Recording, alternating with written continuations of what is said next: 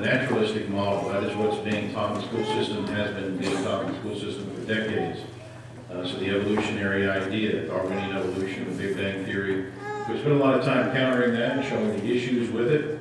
But it's just as important to fill the void that we leave whenever we counter that material. We have to fill the void with the true model of where we came from. So that's what we've been doing, is building that model. We finished building the model yesterday. So we established the existence of God, the inspiration of the Bible, and then we went through Genesis 1 through 11 to lay out what the Bible says happened. And we looked at mounds of scientific evidence that supports that biblical model. And so we built that model, and now what we're doing is turning our attention to the critics to see if this model, as the Bible describes it and as science verifies, can withstand scrutiny by the skeptics. And so there's lots of attacks being made on the creation model today, specific attacks, that they believe cast doubt on whether or not the biblical model is true. So let's look at some of these. Christians are supposed to be apologists. 1 Peter 3:15, we're supposed to be ready to defend the truth. So when people bring up attacks against the biblical model, we need to be ready to deal with those. So we're going to look at some of the attacks that are being made today in this modern age. Yesterday we started looking at one of the big critiques that Bill Nye made to Ken Ham in his debate with him 2 or 3 years back. And so now we're going to jump into some of the other specific arguments that Bill Nye made against the creation model in that debate. I may not have time to cover everything I'd like to cover, unfortunately, but we have material on our website that goes into those things that I can't cover. I also have some free copies of Reason and Revelation back in the bag with the issue where I went through all of this material that I'm going to be going through this morning. One of the arguments that Bill Nye made was whenever you look at the ice cores in Greenland and Antarctica, you've got evidence of hundreds of thousands of years worth of layering in those ice cores. And yet the biblical model says that the earth is only 6,000 to 8,000 years. So how do we explain that? Number two, he said, you've got trees that can be dated as being older than the flood, and some even older than when the Bible would say creation was. That seems to be a problem. Number three, he says we've got civilizations that can date back to before the flood, that have a chain of history going back to before the flood, even though the flood should have wiped out all those civilizations, and then they should have begun again after Babel. Number four, how do you, if the flood happened, how do you get animals from the ark out to Australia after the flood's over? How do you do that as a creationist? Number five, if you've got this small number of species on the ark, 7,000 or so, how do you get from those 7,000 species, he says, to the 16 million that are on the planet today in only roughly 4,300 years or so? That is the equivalent of 11 new species every day. How do you do that? And then he makes one of the older arguments, there's not enough space on the ark for even all of these passengers that need to be on there.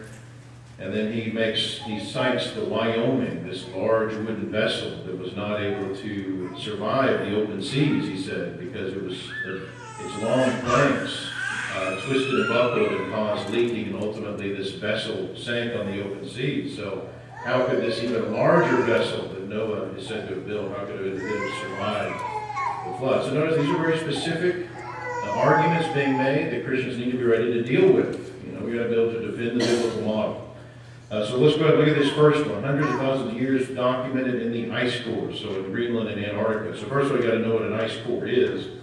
And this is the idea that they can drill down through the ice and they can pull out these cylinders of ice, and you can see in these cylinders these lines. And each one of these lines is thought to be an annual layer, so one layer of ice laid down every year. And so they say, hey, you've got in these cores hundreds of thousands of annual layers. And that goes against the biblical model. So how do we respond? Number one, the premise, the underlying assumption of their argument is the idea of uniformitarianism. Okay, now uniformitarianism we talked about a lot this weekend. That's the idea that whatever processes you see going on today have always gone on in that way. So there hasn't been brief periods of time where that could have fluctuated enormously. So if you see layers being laid down once every year today, then it's always been that way. And that's the idea of uniformitarianism. The problem is that if more than one layer can be laid down in each year, it would totally destroy that assumption that the ice cores can be used in providing those kind of age estimates, and that evidence does exist. So we know that individual storms or cyclical weather patterns can cause extra layers in a year that resemble annual layers. Now, one of the things I talked about yesterday is the post-flood ice age. And so the circumstances were perfect to be able to create multiple annual layers in a single year. In fact, as many as 1,000 annual cycles of ice in 1 year is what the creation model would predict. So we immediately see that already the uniformitarian assumption doesn't hold when we consider the flood model. Now, modern estimates for ice accumulation in Greenland are less than 1 foot per year. So again, with the uniformitarian thinking, you're thinking, okay, less than 1 foot laid down every year. But even in modern times, we have examples of the rapid deposition of ice that doesn't hold to that uniformitarian deposition. So for example, in 1988, GPR, ground penetrating radar, was used to discover the location of some abandoned World War II planes from 1942 in Greenland. And so surprisingly, these planes have been buried under more than 260 feet of ice. Now you do the math on that, that's over 5 feet of ice forming every year for 46 years, not the modern estimate of less than 1 foot per year. So notice, even in modern times, we see that the uniformitarian estimates don't hold. It doesn't actually coincide with what you actually see, the observable evidence. So Bill Nye's use of ice cores to prove an old Earth simply doesn't hold ice under scrutiny. All right, so, okay, he also argued there's bristlecone pine trees alive today that are as much as 6,800 years old, and even a Norway spruce tree called Chico that's 9,550 years old. So then the trees would have had to survive the flood and even go back to precede the creation week possibly, and so that would seem to present a problem for the creation model. So first of all, to respond to this, you got to understand something about tree dating, and so you have to understand what dendrochronology is. So this is where scientists study the tree ring patterns within trees to determine how old it is. And today it's thought that each year one ring is laid down every year. And so it's thought, hey, you just count up the rings on a tree, you know how many years it's been around, right? It seems like a pretty simple process. And so he specifically mentioned the old bristlecone pine trees being 6,000 to 7,000 years old. Now, one of the first things you have to do whenever you're talking to an atheist about these things, they're notorious for throwing these things out and not backing it with actual evidence and without specifics. So I would immediately want to ask Bill Nye, what bristlecone pine tree are you talking about? Because the oldest living bristlecone pine tree was discovered in 2012, and it was dated as being 5,062 years old. So not even 6,800 years old. And it was using tree ring counting and cross dating, and so 5,062 years. So that means it would have started growing around 3000 BC. So is that a problem for the creation model? Well, it sounds like it if you have a tree older than when the flood was supposed to occur. So the biblical model would place the flood as recent as 2,300 BC, based on the chronologies of Genesis 5 and Genesis 11, coupled with history. That would be only 4,300 years ago. But also notice yesterday I mentioned there is some room to expand that number, possibly by a few hundred years in the chronologies of Genesis 11, and we've got some articles on our website addressing that. So that already eliminates this alleged problem that Bill Nye is asserting. But we also have to consider that, once again, uniformity is assumed in the tree ring dating. So one ring forms every year. But we know today that rings don't always correlate with single years. Sometimes rings can form sub-annually. When you have time-staggered, repeated disturbances caused by unusual weather, for example, and these have been shown to severely affect tree ring patterns. So with the post-flood ice age again, ensuing during the formative years of those oldest trees, causing repeated major storms and atmospheric disturbances, and extra winter-like conditions, and yet lots of rain in between. The circumstances, again, were perfect, were ripe for the creation of multiple annual tree rings. So it's very possible that the bristlecone pines are several years younger than they appear. So where did he get 6,800 as opposed to 5,062 for the age of the bristlecones? And once again, it's unclear. I want to ask him that. So I'm having to make his argument for him. Is he referring to Well, he actually said these are still living, so it already eliminates, one of the possibilities that I'm trying to work with him here on. Get somebody in cross dating, they'll use dead trees that are going to use this cross dating technique. This is where dendrochronologists will successively overlap tree ring patterns from living and dead trees to try to get a history of the trees. And so they'll take a tree that's living, look at the tree ring patterns, take a dead tree and say, okay, these rings seem to correlate with these, and so we can get back a little further in history. And they'll even look at petrified trees and try to compare the tree rings and see if they can get a history, which they say can go back thousands of years, over 8,000 years back. Now the problem here is that this is when you start doing cross dating, it's imprecise, and oftentimes it's just flat out subjective.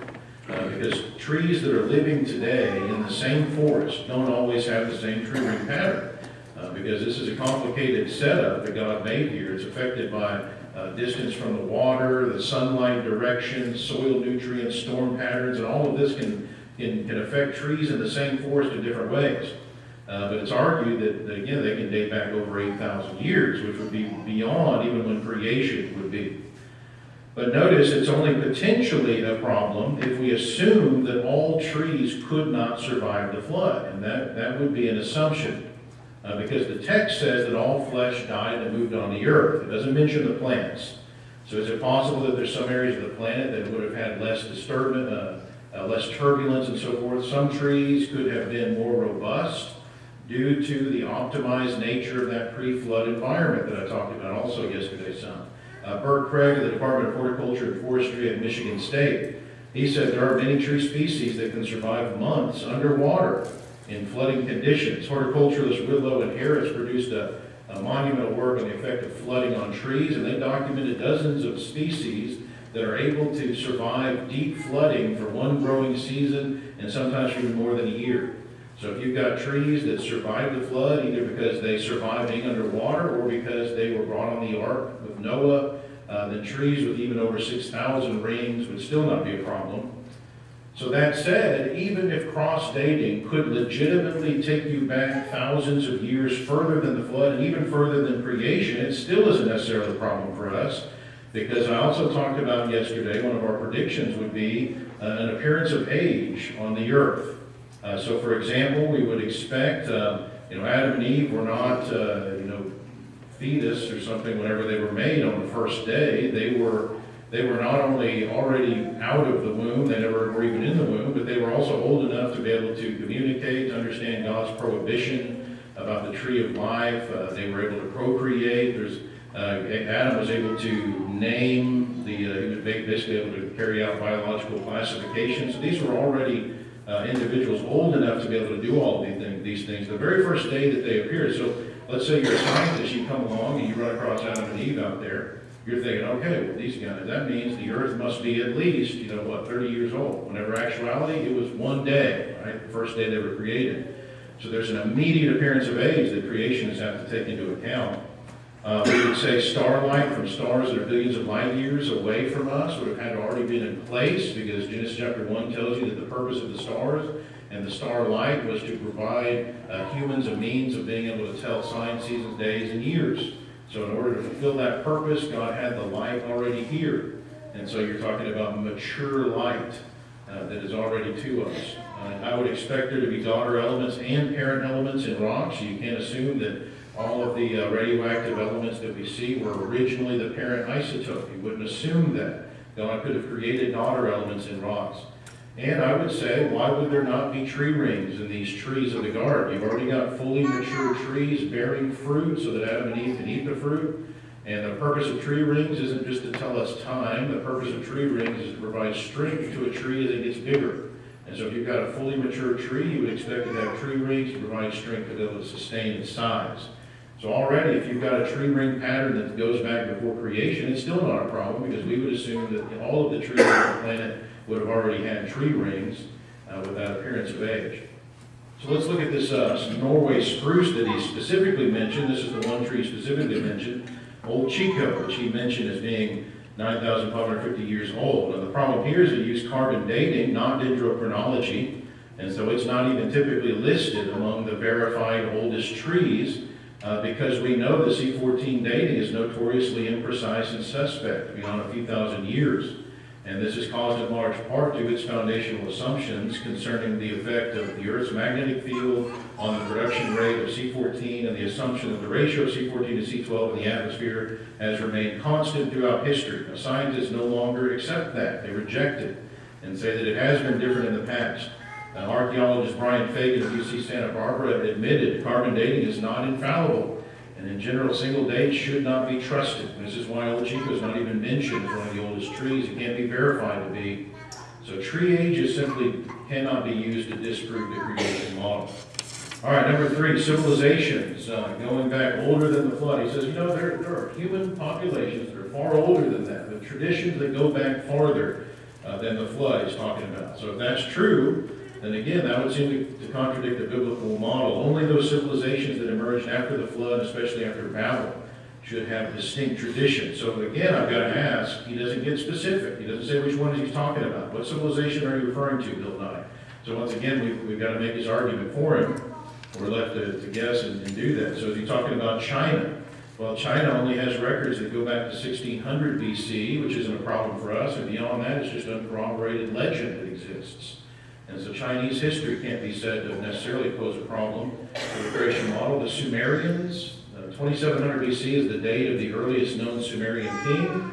The Sumerian language is said to be the oldest written language. It's claimed to date back to 3100 BC. But according to the Encyclopedia Britannica, the chronology of the first half of the third millennium is largely a matter for the intuition of the individual author.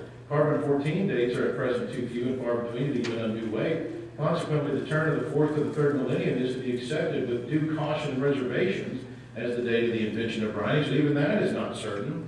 The date of 3100 BC is somewhat speculative, and even if it's right, it still falls under possible flood date estimates, which can be as high as 3500 BC or more. So what about Egypt? Scholars consider 3100 BC to be the commencement of the first Egyptian dynasty, and again, it can't be known conclusively for the same reasons as Sumer, especially due to the inexact nature of tree ring dating, once again, and pottery comparisons, C14 dating, and historical records. So some scholars believe that that date of 3100 BC can be collapsed a few more hundred years into the 2000s BC. But either way, all of these dates from China, Sumer, and Egypt can fit within the biblical model. So bottom line, Nye's claims don't carry any weight. They don't disprove the biblical model, but I do notice an interesting pattern here. The oldest living tree dates back to about 3100 BC. The Egyptian dynasty is thought to date back to about 3100 BC. The origin of the written language in Sumer goes back to about 3100 BC, with no verifiable civilizations before that time. Now, this is exactly what we would predict to be the case if the flood in Babel actually occurred. Something significant seems to have happened immediately prior to that time period, and then all of a sudden you've got this booming of civilization and life and so forth, as you would expect, after the flood, as the earth is recuperating and as humans are now spread out and start building their civilizations. So the post-story of the flood is being verified really by multiple independent directions. Number 4, if there was a flood, how did the animals get to Australia once they left the ark? Now, you got Australia way out there, so any animal that was on the ark before the flood that wasn't on the ark before the flood would have been killed. And so you've got to get the animals from the ark out there to Australia. Number 1, keep in mind that if this is a problem for creationists, isn't it just as much a problem for evolutionists? I mean, that's number 1. How did the animals get to Australia, period? So evolutionists would be in a fix to try to say, well, there was its own separate little single-celled organism that popped into existence and then evolved into kangaroos, separately from the rest of all the other continents. So they're just as much of a quandary trying to figure this out. So whatever explanation they give for how the animals got to Australia, why wouldn't we be able to make the same argument? And number 2, while Bill Nye summarily dismissed the idea of a land bridge from Asia to Australia without thought, notice that there's islands all along the path there, from China all the way down to Australia. So you have to, again, keep in mind, what does the biblical model actually imply? I talked about that ice age, and there's some implications about what would be going on in this post-flood ice age. The water between those islands can be misleading. It makes you think that that water has necessarily always been there. Once you work in the ice age into this, it changes some things. And so that water hides what's really under there. Notice from this map of the Pacific Ocean floor that that continental shelf of China actually extends all the way down to the continental shelf of Australia with really only a small gap in between. So this continental shelf goes all the way down, almost all the way to Australia. So if you imagine lower waters at the poles during the ice age, because it's now accumulated in these ice caps, and those continents could have once even been much closer to each other. All that water in between would be non-existent, or very close to it. It would have made travel from one area to the other more feasible.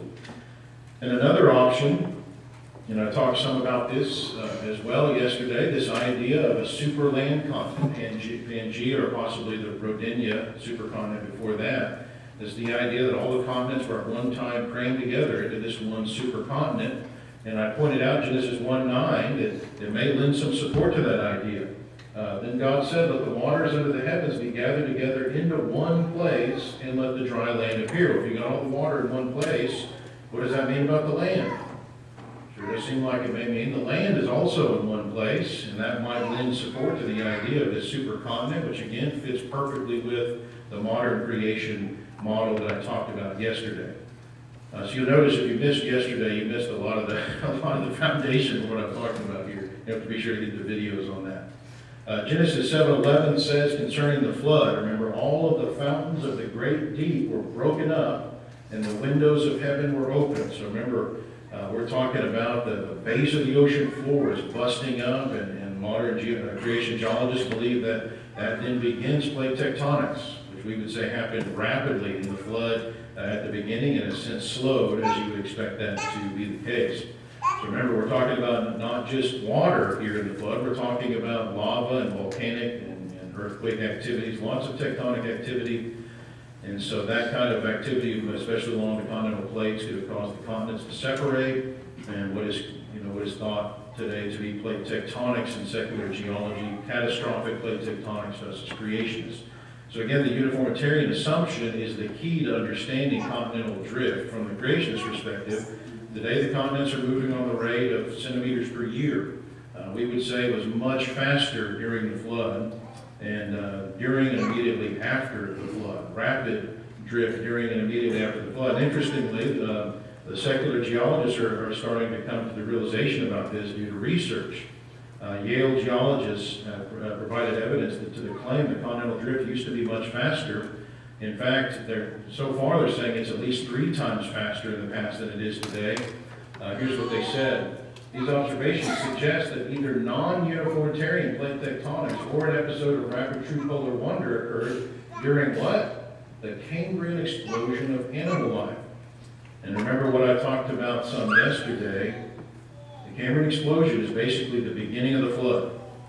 That's when all of a sudden, boom, all of the fossils appear as though something major happened that just started wiping out all the animals on the planet. So during that period, you've got rapid movement of the continental plates, which again is exactly what we predict to be the case in the catastrophic plate tectonics model. So you've got accelerated drift occurring during that period. But there's some other options that could explain what's going on with the animals getting to Australia. During that post-flood ice age, there could have been ice bridges that allowed migration across frozen channels. You've got there would have no doubt been dead pre-flood forests that are floating on the receding waters of the earth for some time after the flood, probably responsible for a lot of the coal beds that we have. And so these would have been like land masses of dead trees and so forth that would have allowed for travel across channels. And as verification of this idea, look, this is an image from the Telegraph, a popular newspaper out of the UK. And notice the title of the article is Massive Floating Rubbish Islands from the Japan Tsunami Spotted on the Pacific. So you got that tsunami that happened, and this is what resulted. These massive islands of trees, dead plants, and so forth. Now here's a shot of that island floating across the Pacific towards the U.S. West Coast. And this particular debris island is 69 miles in length. It covers an expanse of over 2.2 million square feet. Notice this picture in the description. It explains that members of the Japan Coast Guard found and rescued this dog from a debris island, this dog out here. And so this was the debris island from that tsunami, and this is 3 weeks after the tsunami that they rescued this dog. So he's alive out there on this little debris island after the tsunami for 3 weeks. So ironically, a very similar rubbish island in the very same Pacific Ocean may be precisely what allowed animals to cross to Australia after the flood. So it's not at all outlandish to suppose that massive debris islands would have been found all over the world, worldwide, after the flood, and that animals could have been found floating on them years immediately after the flood. So if a tsunami in one small area of the world could make such a floating island of trees and debris, why wouldn't a global flood create similar and even more substantial islands of debris like those depicted in this painting by Louis Lavoie, who illustrated our Dinosaurs Unleashed book? All right, number 5. This was an interesting one whenever Bill and I brought this one up. It got my attention for sure. He says, we got 16 billion species today, and if we say that there were only 7,000 species on the ark 4,000 years ago, that would require 11 completely new species emerging every day after the flood. That sounds pretty unrealistic. Doesn't that seem like that would imply that 4,000 years is just not enough time to give rise to that diversity? Well, first of all, keep in mind that he is right in his representation of one thing about the flood model. We don't claim that all the current species were on the ark.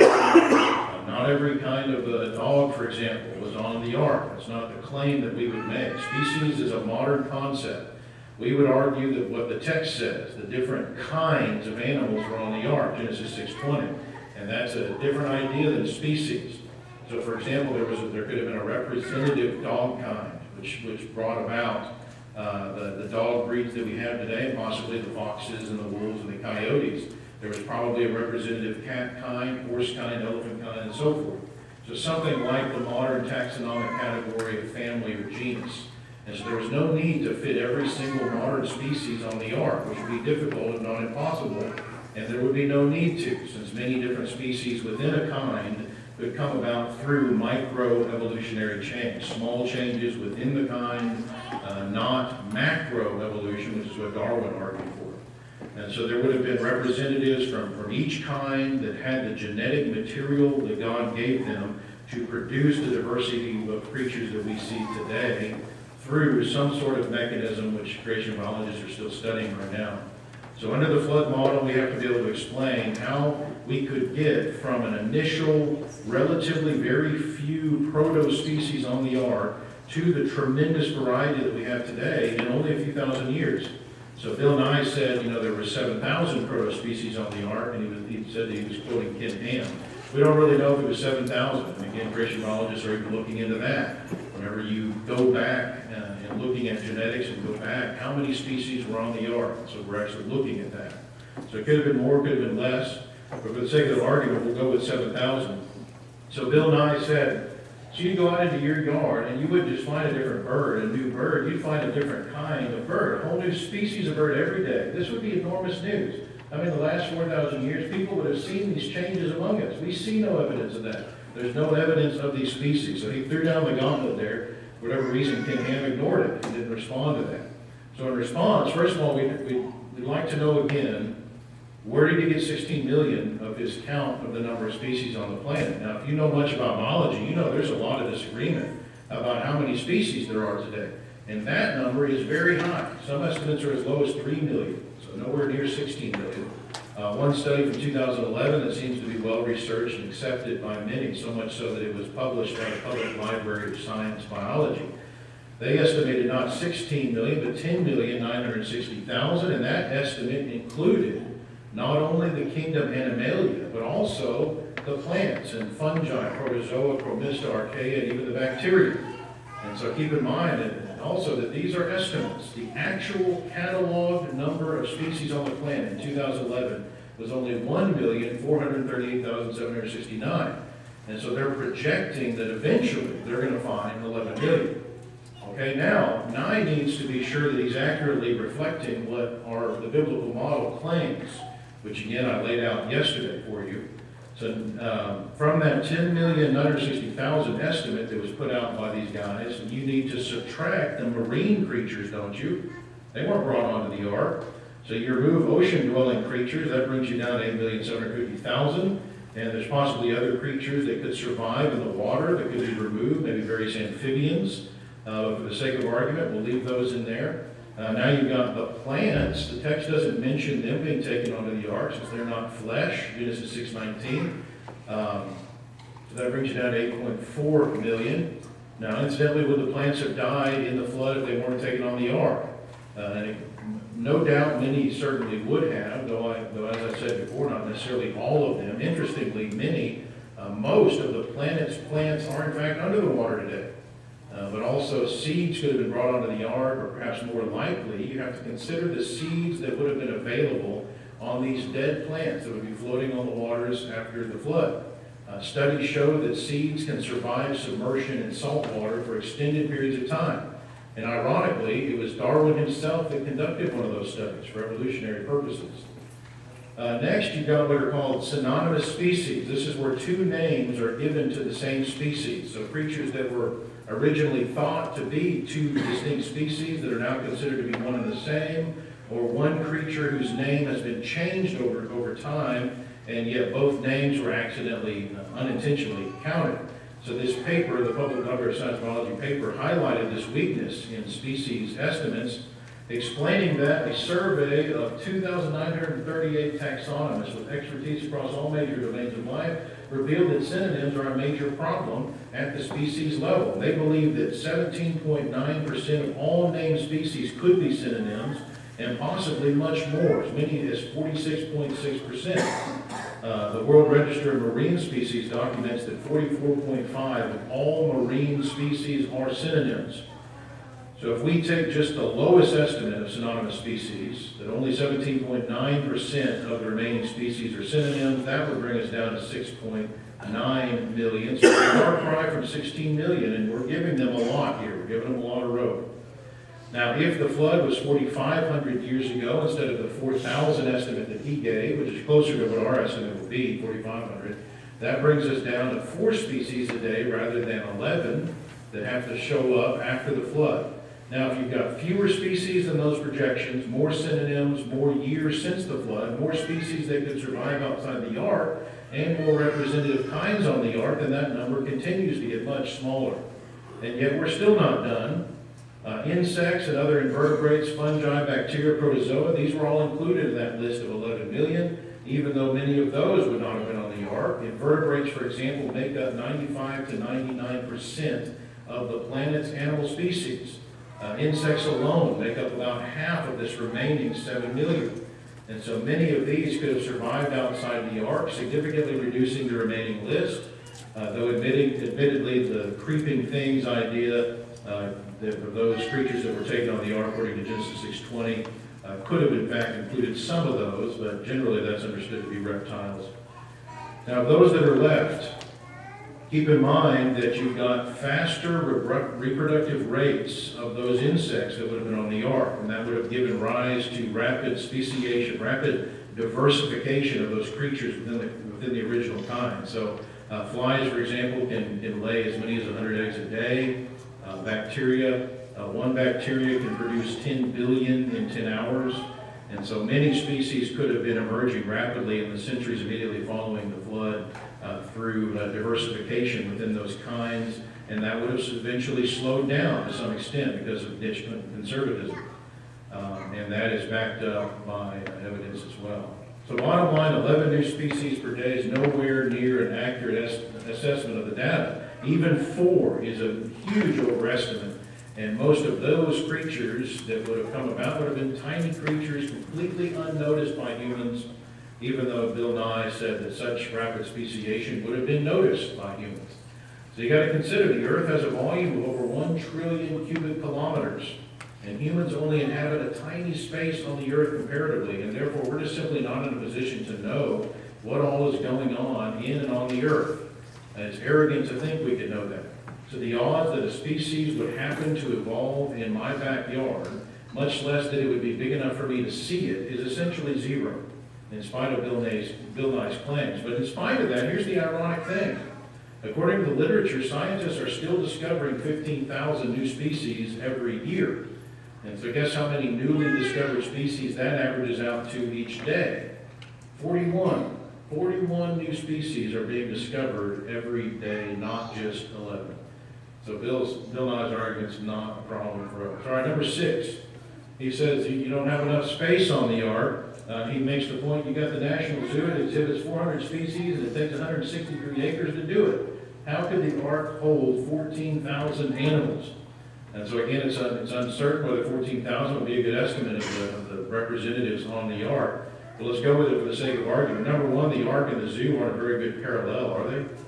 The ark wasn't about display, it was just about basic shelter. So a better parallel might be a factory farm or high-density housing facilities where tens of thousands of animals can be put in tight quarters under one roof. Number two, if the cubit is 18 inches, as most scholars estimate, so the length from the elbow to the tip of that middle finger, then the ark would have been 450 feet long, so a football field and a half long, 75 feet wide, 45 feet high. Creation geologist and biologist John Woodward, he did an extensive study on how much space would be required to house not 14,000 but 16,000 species, so representatives of each of the genus that we know about, the genii we know about. So he took into account food, water, waste disposal, heating, ventilation, and lighting. And he found that the size of the ark at 18-inch cubits was more than adequate in size to house the animals on that sized ark. But consider also, if humans were generally larger in the pre-flood era, which I talked about some yesterday as well, due to better health and life longevity, because again, we know about enormous reptiles existing, we know about enormous fruit that had to be carried by 2 men, and we know about enormous humans. And I talked about Homo heidelbergensis. They could have been representative of larger humans. So what if the cubit was bigger than 18 inches back then, as some estimates actually make? So if you change this to a 25-inch cubit instead of 18 inches, that would more than double the volume of space on the ark. It would change it from 1.5 million cubic feet to 4 million cubic feet.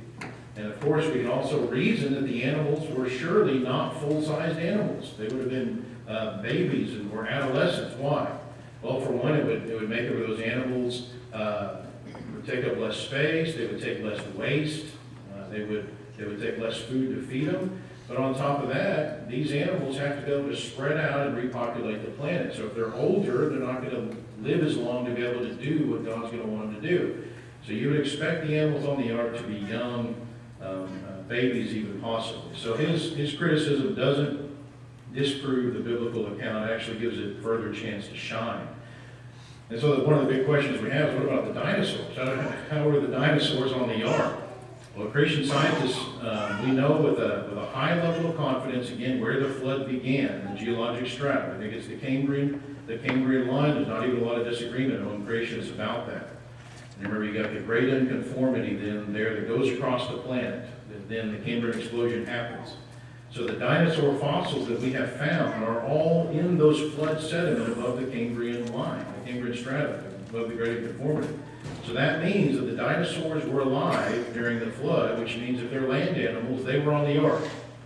All right, they would have been represented on the ark. So now we got to think, how is that going to happen? Well, number one, the average size of a dinosaur was about the size of an American bison. So we tend to think of the huge T-Rex, the big theropods and the big sauropods, like your brachiosaurs and pterosaurs and so forth. But the average size was about the size of American bison. And again, you got to keep in mind, these would be the juvenile forms of these. So even the big sauropods don't come out bigger than this building. They come out, in fact, they come out as eggs. So they're going to be small. We can talk more about, well, where did they go after the flood? What happened? But we don't have time. So you'll talk to me after about that. All right, how much time we got? Another minute, maybe? I can get through number 7 real quick. He brought up, remember, the Wyoming. She says this big wooden vessel, it wasn't able to survive on the open seas. Its wooden planks were so big, they twisted and buckled, and it ultimately sank. First of all, as with the ark and the zoo, the Wyoming and an ark are not a good parallel. The Wyoming had 6 masts and a bunch of sails that would have created immense torsion from the wind filling those sails on the open seas. It would have definitely caused twisting and buckling. And so that would have been a problem. But the ark, of course, wouldn't have had sails. It didn't need to go anywhere. And so the torsion problem would have been greatly reduced. Number two, large ancient wooden ships have been found dating back to immediately after the flood in Egypt.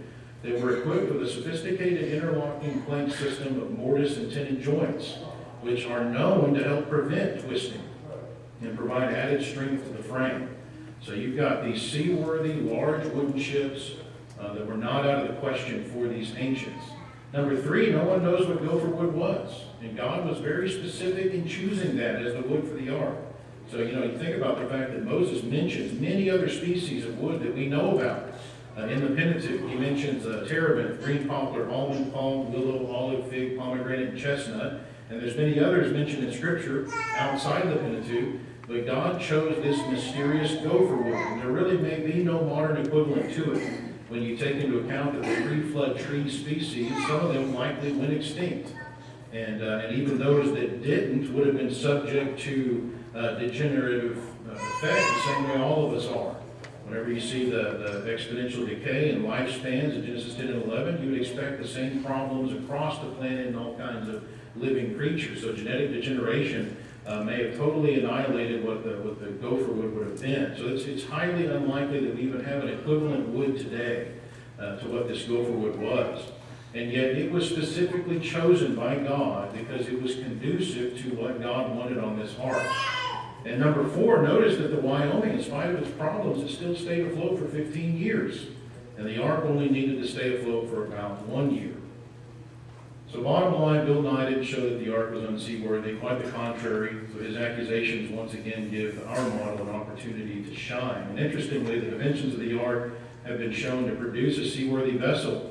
The SS Great Britain, in service back in the 1800s, had a dimension ratio of 322 to 51 to 32, and which is almost exactly that of the ark. And we've also got, in World War II, you had a group of ships that were constructed. They were nicknamed the Ugly Ducklings, very similar to the ark. These were cargo ships, built not for speed or combat, but just transport of a lot of stuff through the harsh sea. The SS Jeremiah O'Brien, one of those vessels, 442 feet by 57 feet by 28 feet. You make the conversion from cubits to feet. And again, this lines up remarkably close to that of the design of the ark as well. Also, the most recently designed super jumbo barges, which, like the O'Brien, are a good parallel to the ark, as their purpose is just to stay afloat and transport a lot of stuff. These modern barges have a length to width dimension ratio very similar to that of the ark, often ranging between 290 to 50 and 300 to 55, and the ark's was 300 to 50. So bottom line, somebody knew what he was doing when he engineered the ark. He wasn't an amateur. He knew what was going on. So Bill and I brought up several other points that I addressed in that Reason and Revelation article back there. So be sure to grab a free copy of that. And if we had time, I'd go into some other things that Bill and I didn't bring up, but others do. But we are out of time. So I thank you very much for your attention.